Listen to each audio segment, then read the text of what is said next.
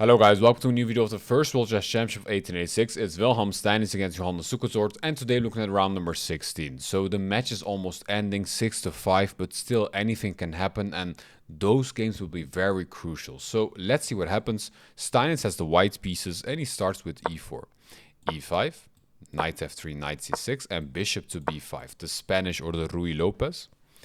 Here knight f6, the Berlin defense, and we have seen the Berlin maybe 5 or 6 times now already in which white castled. But now Steinitz plays something else, d3, the anti-Berlin, in which you're basically saying, I don't want this force line after knight takes, but I want to play a more slower positional game. After d3, d6, now c3, and the purpose is after a6, b5, we want to have a square for our bishop to come to on c2. Now g6, since the dark squared bishop is trapped in here by its pawn chain. And now d4 straight away. Well, how is that possible? Can we not just take the pawn now? Well, after knight takes pawn, we have d5, and knight is pinned to the king. And after a6, something like bishop e2, knight has to move, and queen a4 check, winning the knight. Or even bishop a4, b5, and bishop c2, having pressure here like this. But okay, after d4, Zukertort didn't take the pawn. He played bishop to d7. And now knight b to d2, defending the pawn. Bishop g7, d takes e5, knight takes e5. And here a very interesting move, knight takes e5. Well, is this bishop not just hanging here?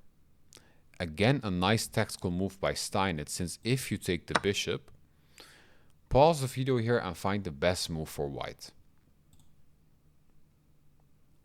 Well, actually there are two moves. Either queen b3, but better is knight takes f7. A fork on the queen and the rook. If you take it with the king, queen b3 check, and we will win the bishop. And even if you play queen b3 straight away, after castles, queen takes, pawn takes, and queen takes b7, still white's up a pawn. So that's why after knight takes and knight takes, we have d takes e5, not taking the bishop. Now queen to e2, castles by Zukertort, and bishop drops back to d3. Queen e7, and here an interesting move by Steinitz, f3. Usually you want to play knight f3 here and bring out the bishop straight away. But f3, okay, here maybe we're limiting the scope of the bishop. The knight cannot jump in now, so okay, let's see what happens. Bishop goes to c6, now looking towards the pawn chain. Knight goes to b3. And here Zukertort has already castled. He wants to open up the position since the white king is very vulnerable in the middle of the board.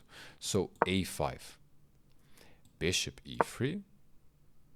Knight goes to d7, a very important move since if you play the slow move like for example h5, we have bishop c5 and we will win the rook.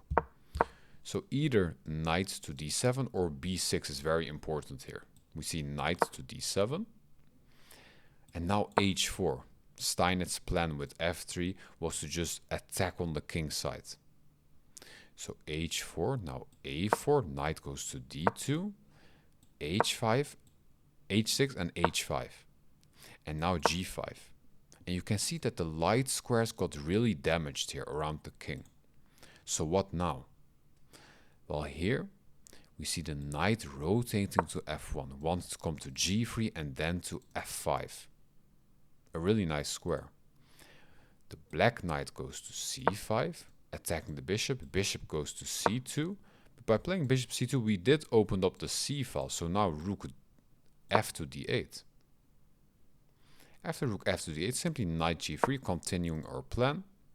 And here perhaps the best move is bring the bishop all the way back to e8. We see bishop d7, controlling the light squares here. But that allows long castles. And now the king is very fine here. We see c6, controlling the d5 square, so the rook cannot come in here. Now rook to d2, bishop e6. And bishop e6 is a nice move, since look at this pressure on the pawn.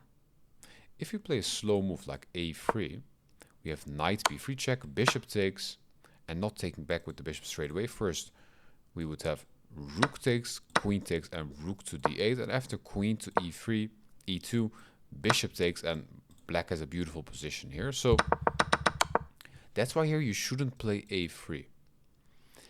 What is better here? Well, knight to f5, attacking the queen and the bishop. Here you could drop the queen back to f8, because we have to keep an eye on the knight. But what happened is bishop takes knight, and after pawn takes, okay, white did double his pawns, but we do have a lot of control over the light squares here.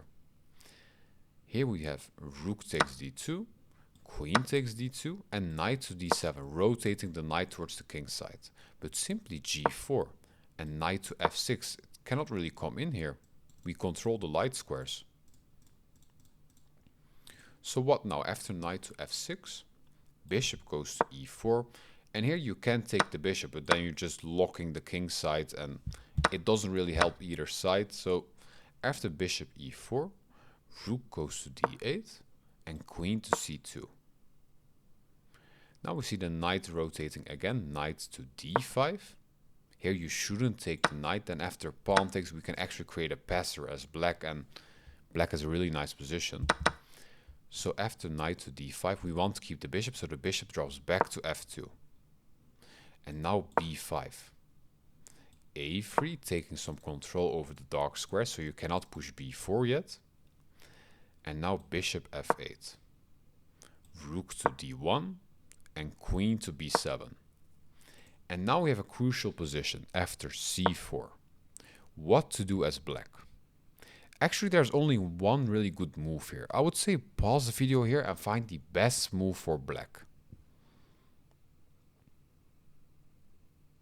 So to understand this move, we have to look at white's camp and look for weaknesses. Well, what could be a huge weakness here we can take advantage of? Well, you see that the queen can be pinned towards the king here on the c file. Or knight's under attack, but a really good move, rook to c8. Since if you take her knight after pawn takes, you're losing the queen and we have pressure on the bishop. So that's why rook to c8 is the only move that works here.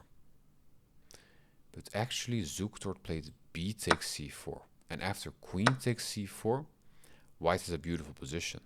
Rook goes to b8, having pressure here, but simply rook to d2. So what now? Knight goes to b6, attacking the queen.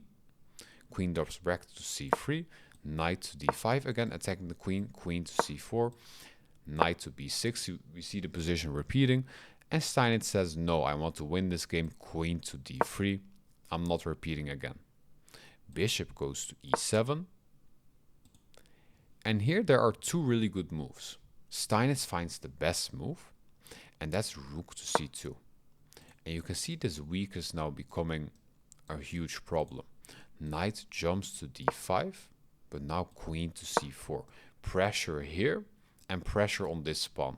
You cannot defend it with the rook, because then we have bishop takes, pawn takes, you lose to the rook and the game. Oh, you take the queen and this is just lost. So that's why after queen c4, Zukertort plays a really interesting move. Bishop takes a3, sacrificing the bishop.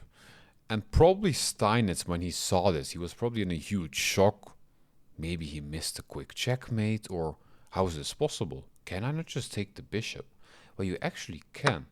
This is after queen b1 check, simply king to d2, rook to d8, pressure on the king, which does look scary, but you can either play queen d3 or take the knight.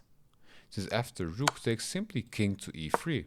We're defending the rook, everything is holding here. Rook goes to b5, wants to come in here, but simply queen takes c6. Steinitz is not worried. Rook b3 check, king goes to e2, king h7, and f6, and this is a huge problem. You can see the checkmate could be possible here. So what now? Rook to b2, rook takes, king to f1, and queen takes a3, but that just loses to queen e8. And Zukertort resigns, since there's nothing you can do. Okay, you do control the f8 square, but you can just take the pawn and create a checkmate threat here. So nothing you can do. Even if you give a check, king to g2, no checks anymore. And this is just lost. So Steinitz is up in the game 7-5, a crucial win. And let's see how the match will go on the remaining games. Thank you for watching. If you like this video, please like, subscribe or comment. And I'll see you on the next video. Bye bye.